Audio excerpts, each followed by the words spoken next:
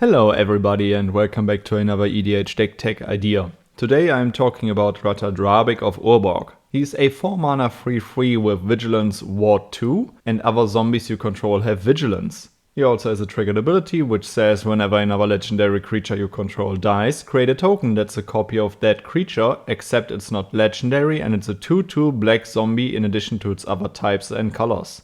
We are going to build this deck around a lot of legendary creatures in all of colors. And in the end we want to win with a lot of different drain effects. Drain effects that we are going to play are, for example, Zulaport Cutthroat, a 2-mana 1/1, and whenever it or another creature you control dies, each opponent loses 1 life and you gain 1 life. Blood Artist, a 2-mana 0/1, and when it or another creature dies, target player loses 1 life and you gain 1 life. Falkenrath Noble, a 4-mana 2/2 with flying, and when it or another creature dies, target player loses 1 life and you gain 1 life.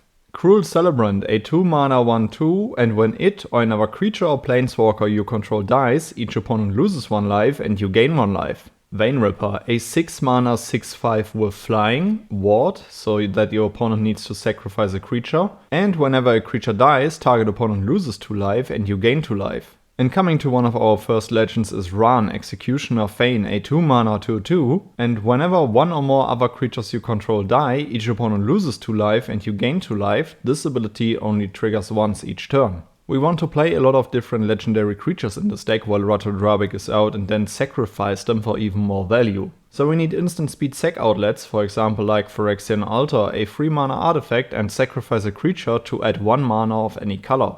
High Market. This is a land which you can tap for a colorless, or you can tap it, sacrifice a creature to gain 1 life. This card has proven to be very powerful, because it is very hard to interact with, because it is a land, and the instant speed sacrifice often catches your opponents by surprise. Ashnod's Altar, a 3-mana artifact, sacrifice a creature to add 2 colorless. Viscera Seer, a 1-mana 1/1, and you can sacrifice a creature to scry 1. Bartolomé del Presidio, a 2-mana 2/1, and sacrifice another creature or artifact to put a +1/+1 counter on Bartolomé del Presidio. This is also another legendary creature in this deck. And Altar of Dementia, a 2-mana artifact, and sacrifice a creature. Target player puts a number of cards equal to the sacrificed creature's power from the top of their library into their graveyard. Let's talk about a few very powerful death triggers that you are working your game towards for. Kokushu, the Evening Star, a 6-mana 5/5 with flying, and when it dies, each opponent loses 5 life and you gain life equal to the life lost this way. Ao, the Dawn Sky, a 5-mana 5/4 with flying and vigilance, and when it dies you choose 1.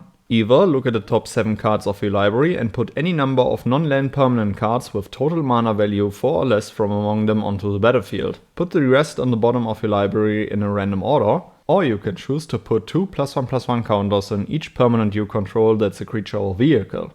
And another really powerful legend is Junji, the Midnight Sky, a 5-mana 5/5 with flying and menace, and when it dies choose 1. Either each opponent discards 2 cards and loses 2 life, or you put target non-dragon creature from a graveyard onto the battlefield under your control and you lose 2 life. Let's quickly double those death triggers or also double those tokens. We play Taser Karlov, a 4-mana 2/4, and if a creature dying caused a triggered ability of a permanent you control to trigger, that ability triggers an additional time. Furthermore, creature tokens you control have Vigilance and Lifelink. Mondrag Glory Dominus, a 4-mana 4/4, and if one or more tokens would be created under your control, twice that many of those tokens are created instead. Especially token doublers are really powerful in this deck, because Ratadrabik creates non-legendary tokens of legends, and so you don't have to be afraid of the legend rule. In addition to that, Mondrag is also a sacrifice outlet, because for 1 generic and 2 white Phyrexian mana and sacrificing 2 other artifacts and or creatures, put an indestructible counter on Mondrag Glory Dominus. And then there's also Driftnode Carnage Dominus, a 5-mana 8/3, and if a creature dying caused a triggered ability of a permanent you control to trigger, that ability triggers an additional time. For 2 black Phyrexian mana and exiling 3 creature cards from your graveyard, put an indestructible counter on Driftnode Carnage Dominus. There are a bunch of different legendary creature cards in all of colors, so I cannot feature all of them here, but there are a few ones that I definitely want to mention. Braids, Arisen Nightmare, a 3-mana 3/3, and at the beginning of your end step you may sacrifice an artifact, creature, enchantment, land or planeswalker. If you do, each opponent may sacrifice a permanent that shares the card type with it. For each opponent who doesn't, that player loses 2 life and you draw a card. Braids is not only a sacrifice outlet for all of your different legends, but she also allows you to sacrifice herself, so you can just make yourself another Braids. Elas Il-Kor Sadistic Pilgrim, a 2-mana 2/2 with Death Touch, and whenever another creature enters the battlefield under your control, you gain 1 life. Whenever another creature you control dies, each opponent loses 1 life. This uncommon has proven to do a lot of work, especially in this deck here, because for 2 mana you get a 2/2 with Death Touch, and in addition to that it also drains your opponents while being a legendary creature. Carmen, Cruel Sky Marsher, a 5 mana 2/2 with flying, and whenever a player sacrifices a permanent, put a 1/1 counter on Carmen, Cruel Sky Marsher and you gain 1 life. When she attacks, return up to 1 target permanent card with mana value less than or equal to Carmen's power from your graveyard to the battlefield. And you guessed completely right, you will be a player that sacrifices a lot of creatures, which you then can easily bring back with Carmen on attack. Liesa, Forgotten Archangel, a 5 mana 4/5 with flying and lifelink, and whenever another non-token creature you control dies, return that card to its owner's hand at the beginning of the next end step. And if a creature an opponent controls would die, exile it instead. If you're not playing a lot of reanimation effects, Liesa is great, as you can just keep sacrificing all of your legends to create token copies and still get those legends back to hand for the next turn. Sir Conrad the Grim, a 5 mana 5/4, and whenever another creature dies or creature card is put into a graveyard from anywhere other than the battlefield or a creature card leaves your graveyard, Sir Conrad the Grim deals 1 damage to each opponent. For 2 mana, each player mills a card. Another legendary creature with a powerful damage effect, which can get out of hand in this deck really quickly. Colonel Autumn, a 3 mana 2/3 with lifelink and exploit, and other legendary creatures you control have exploit. Whenever a creature you control exploits a creature, put a 1/1 counter on each creature you control. Another great way to enable those sacrifices of your legends, if you are missing one of your sacrifice outlets.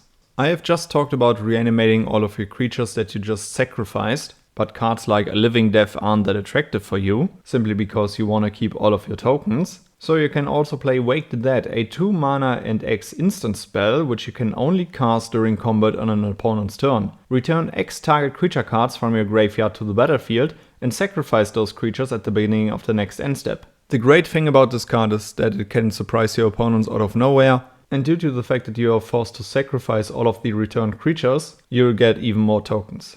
Brought Back, a 2 mana instant, choose up to 2 target permanent cards in your graveyard that were put there from the battlefield this turn. Return them to the battlefield tapped.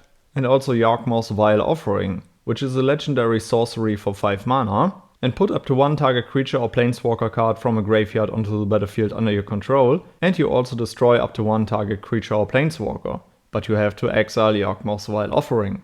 You want to win more? You get it. Relic of Legends, a 3 mana artifact which you can tap to add 1 mana of any color, and you can tap an untapped legendary creature you control to add 1 mana of any color. Especially in this deck it is really powerful because you will be creating an army of legendary creatures, which you of course want to sacrifice to trigger Ratadrabik's ability, but due to Relic of Legends you will still have a huge mana advantage which you can use before sacrificing them. And in addition to that, you can play another really powerful legendary creature, which is Sheoldred the Apocalypse, a 4 mana 4/5 with Death Touch, and whenever you draw a card you gain 2 life, and whenever an opponent draws a card they lose 2 life.